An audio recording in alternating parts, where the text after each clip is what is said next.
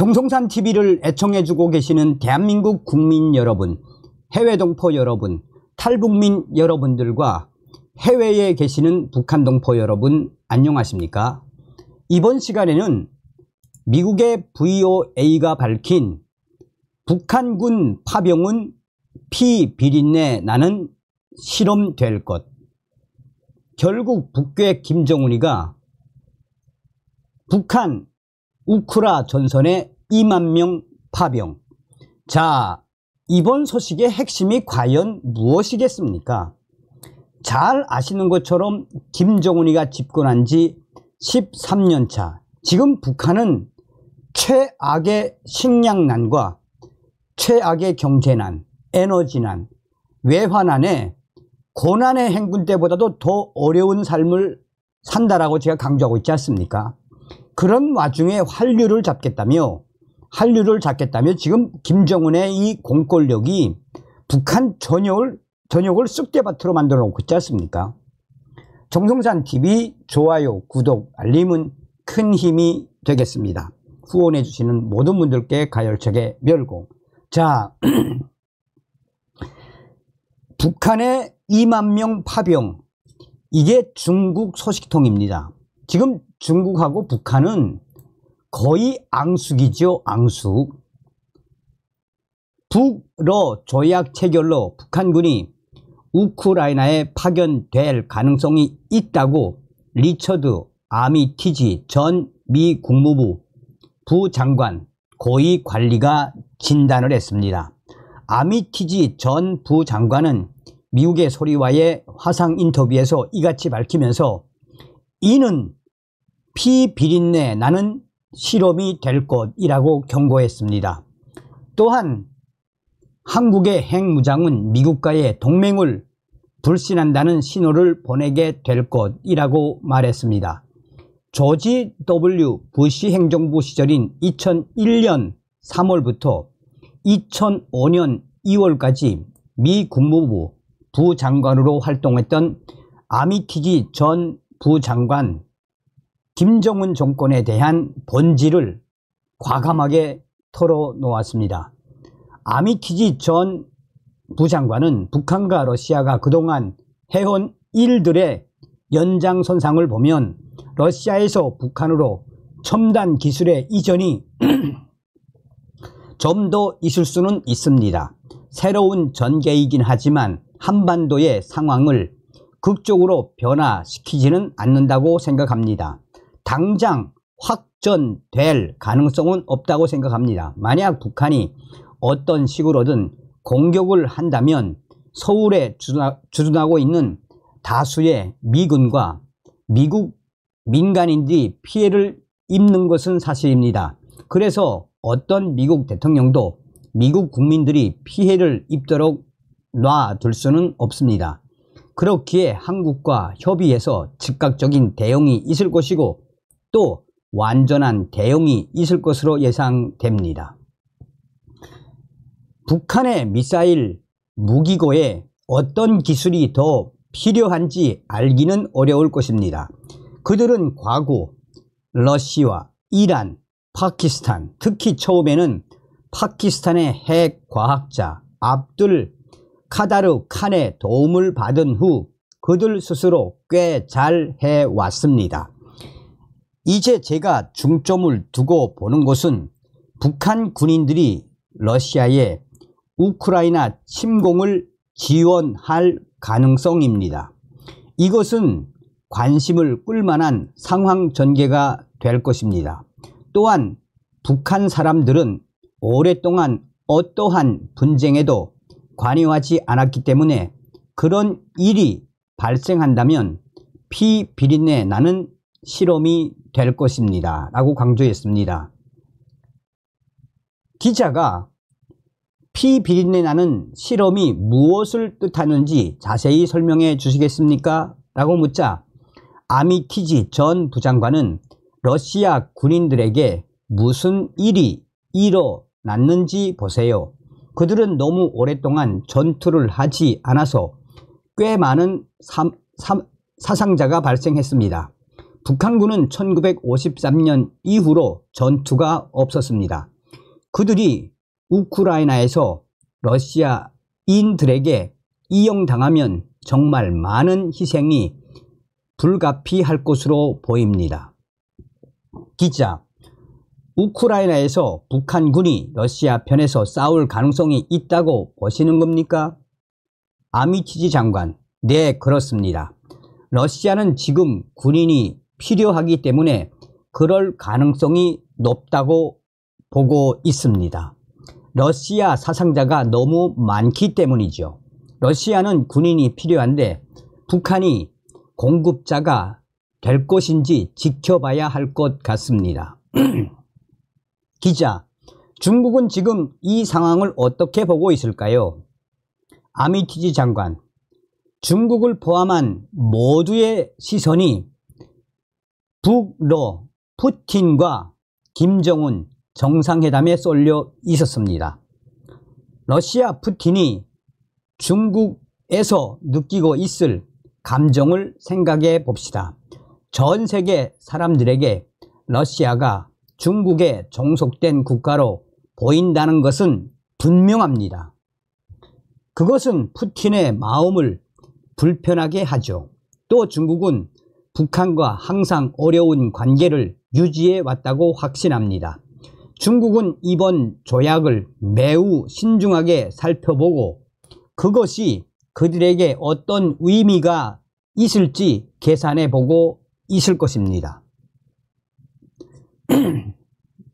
자, 기자, 그렇다면 일각에서 보듯이 중국 지도자들이 북한에 대한 영향력이 약화되는 것에 대해 조바심을 내고 있다고 생각하십니까?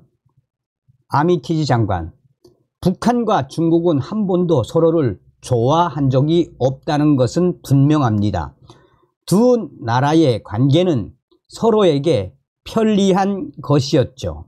제가 말하고자 하는 건 푸틴이 북한과 정상회담을 하고 합의를 한 사실을 시진핑이 완전히 무시할 수는 없다는 점입니다. 그리고 러시아는 양국 관계에서 명백히 열등합니다. 러시아 입장에서 편안한 상황이 아니기 때문에 중국과 러시아 관계가 얼마나 오래 이렇게 지속될 수 있을지 모르겠습니다.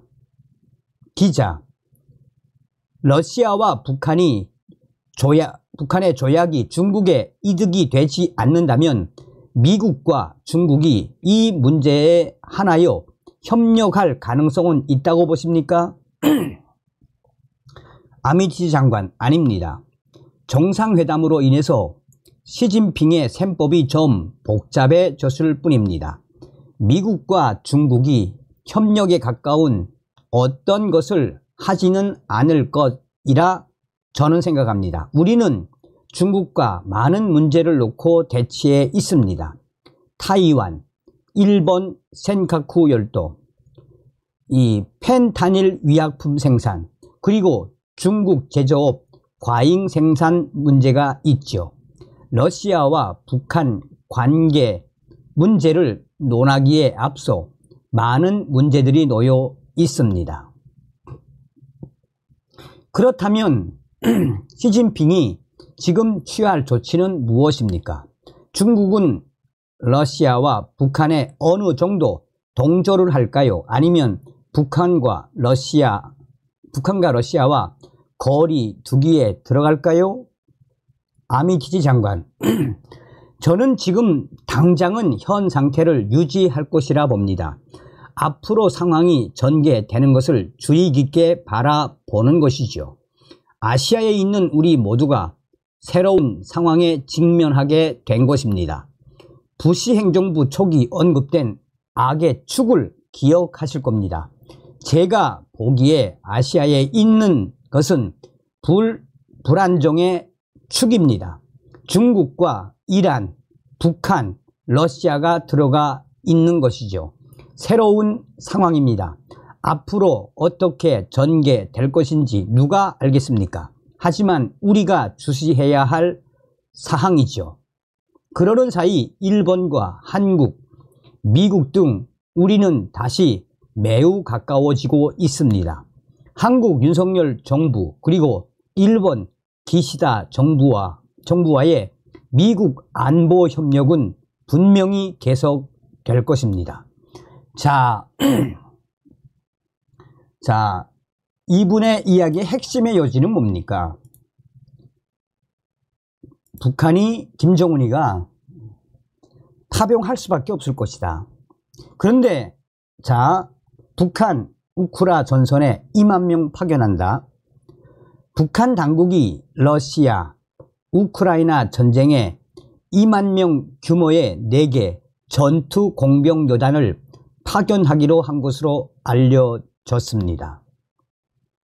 지난 2일 중국 봉황신문 등 여기서 제가 좀 재밌는 거 이야기해 줄게요. 이 중국의 봉황신문은 북한 소식통이 굉장히 많은 것입니다. 제가 이 봉황신문도 잘 알고 있거든요. 또 중국의 봉황신문에 있는 그 기자들도 제가 알고 있습니다.